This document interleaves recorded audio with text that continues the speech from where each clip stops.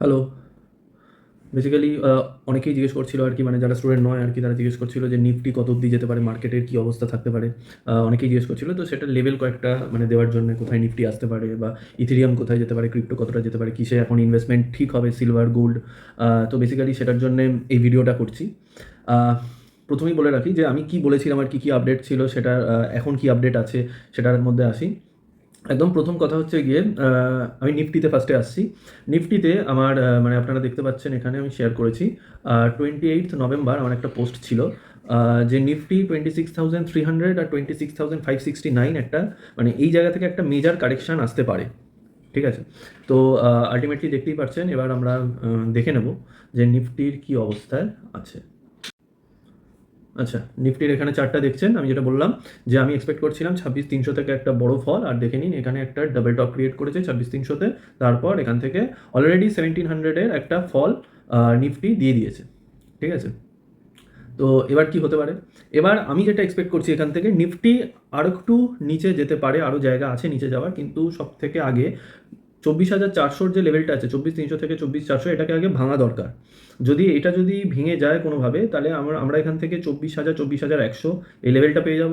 তারপর 23,500 থেকে 23,550 এই লেভেল পেয়ে যাব। সেটাও যদি ভেঙে যায়, সব থেকে ভালো লেভেল আছে যেটা রিভার্সালের 22,850-এর কাছাকাছি।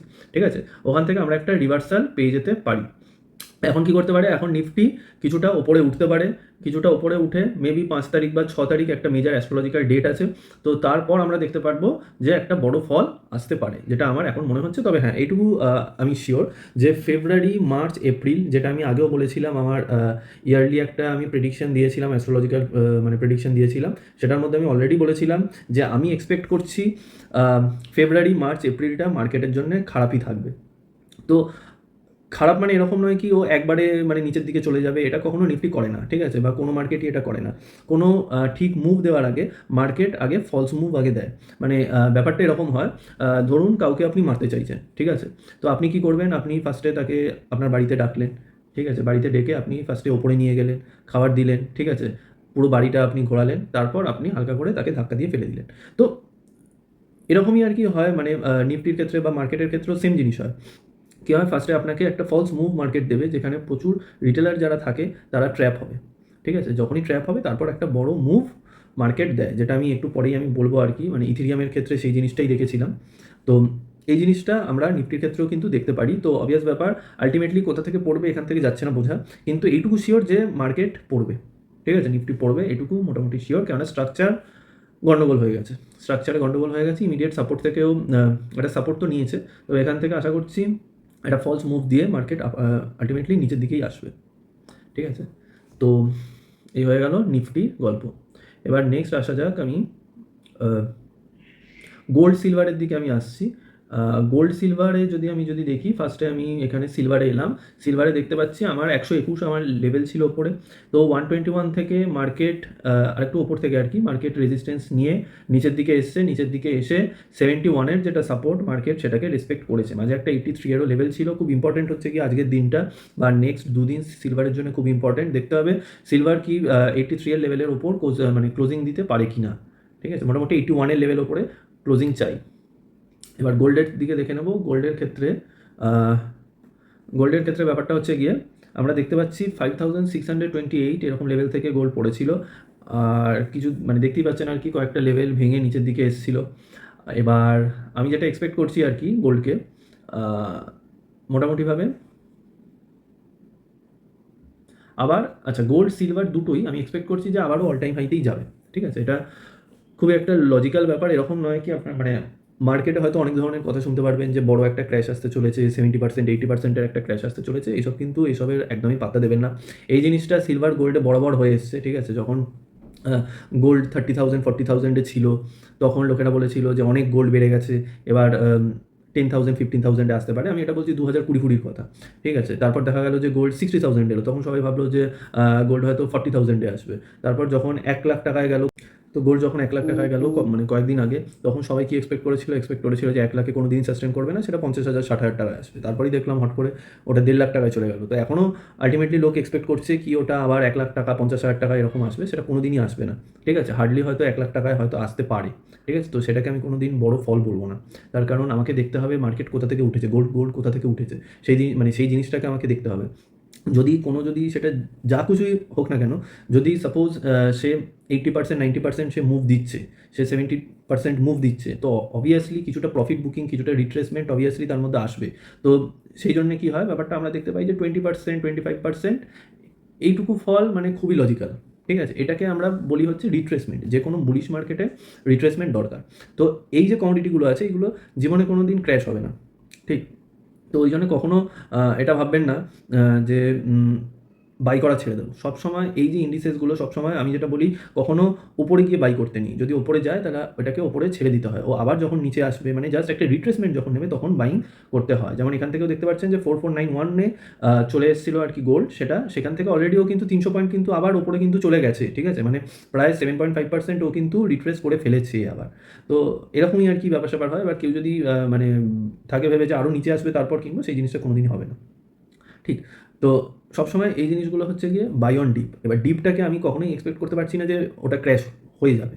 ঠিক আছে, তাছাড়া মার্কেটের যেটা স্ট্রাকচার, সেটা সম্পূর্ণ বুলি স্ট্রাকচার গোল্ড আর সিলভারে এখন আছে।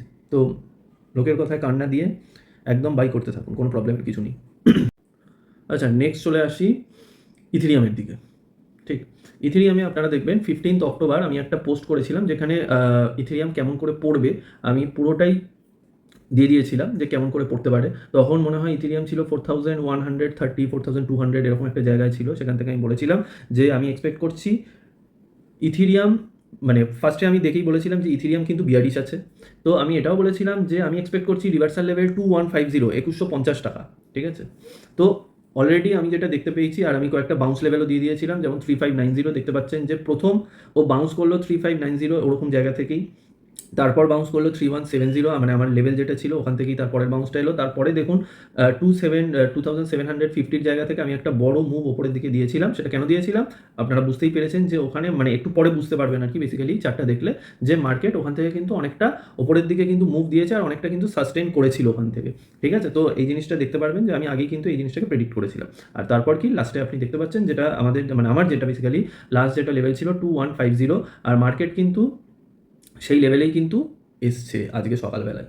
আর ওই জন্যে আপনারা যদি দেখেন, মানে আমার যেটা ফেসবুকেই আপনারা দেখতে পারবেন, হোয়াটসঅ্যাপে দেখতে পারবেন, সব জায়গায় আমি কিন্তু সবাইকে বলেছিলাম, এরকম নাকি আমি শুধু স্টুডেন্টদেরকে বলেছি, সবাইকেই বলেছিলাম ওখান থেকে বাই করতে। যখন 2175 এরকম জায়গায় ছিল, সবাইকে আমি বলেছিলাম বাইং করতে। আর এরকম নাকি আমি বলার পর আবার মার্কেট কোনো চান্স দেয়নি, মার্কেট আবারও চান্স দিয়েছিল। মার্কেট আজকে দুপুর 12টা 1টার সময়ও একবার ওরকম লেভেলে এসেছিল। তো এবার কেউ যদি না নিতে পারেন, সেটা আপনাদের ব্যাপার। তো বেসিক্যালি ওখান থেকে অলরেডি যদি আপনারা দেখেন, আমি চার্টটা খুলছি, এই হচ্ছে গিয়ে আপনাদের এই হচ্ছে গিয়ে আপনাদের ইথেরিয়ামের চার্ট। এখান থেকে দেখতে পাচ্ছেন যে আমার যেটা প্রথম লেভেল ছিল 3600 কাছাকাছি, ওখান থেকে মার্কেট ওপরের দিকে গেছিলো।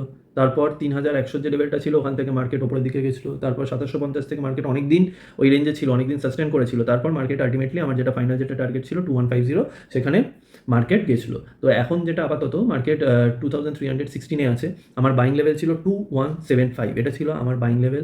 মার্কেট অলরেডি কেউ যদি আমার কথা শুনে যদি নিয়ে থাকে, মানে যারা স্টুডেন্ট আছে তারা তো নিয়েছে, আর যদি কেউ যদি নিয়ে থাকে, কারণ আমি সব জায়গাতে এটা পোস্ট করেছিলাম, কেউ যদি নিয়ে থাকে তাহলে সেই ক্ষেত্রে সে অলরেডি 150 পয়েন্টের একটা মুভ কিন্তু ক্যাপচার করে ফেলেছে। মানে তার ক্যাপিটাল আমি যদি ধরে মানে যদি থাকি, তাহলে তার ক্যাপিটাল অ্যাটলিস্ট 60-70% গ্রো করে যাওয়ার কথা।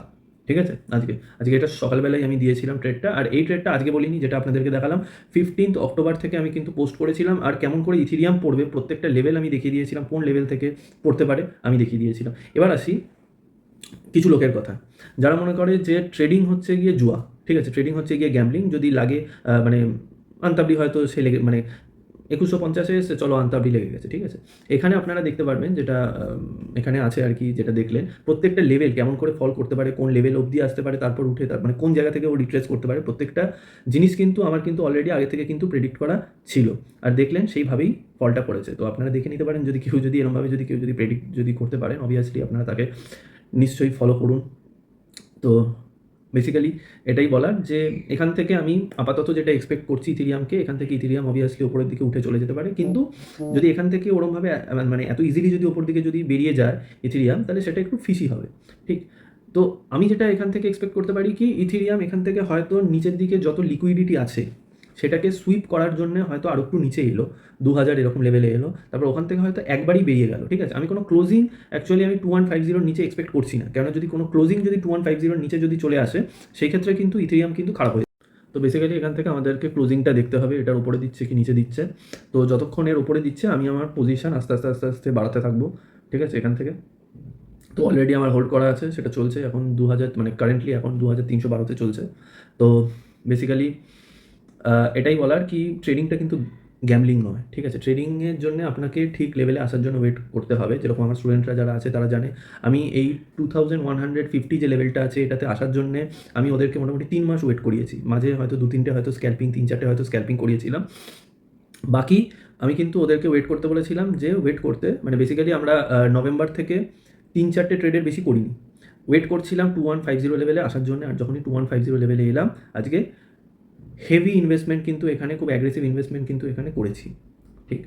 তো অলরেডি যেটা বললাম আর কি, যারা ইনভেস্ট করেছে তারা বেসিক্যালি 60-70% অলরেডি তারা কিন্তু আরওআইতে আছে, ঠিক?